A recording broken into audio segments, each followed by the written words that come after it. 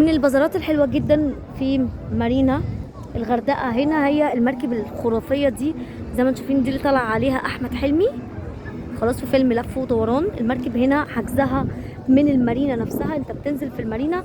الفرد عليها ب 1600 جنيه، والاطفال لغايه سن ال8 سنين نص فرد، فوق ال8 سنين بياخد فرد كامل. هنا انت بتطلع من الساعه 1 الظهر، بتخش الساعه 6 او 7. تمام. اللي بيميز هنا بقى ايه الرحله، ان انت بتاخد بعضك بيلف بيكو. بصوا دي الحته اللي وقعت اسمها ايه، دنيا سمير غانم. تمام. هنا بيتعمل بقى فريق انيميشن للاطفال، قراصنه، جاك سبارو، الحاجات الجميله دي. وبيتعمل رحلات دايفنج تغطس طبعا. طبعا بتكون بفلوس زياده. خلاص ليك ترابيزه خاصه ليك فوق باسمك، بتحجز قبلها بيومين. هنا من مارينا الغردقه.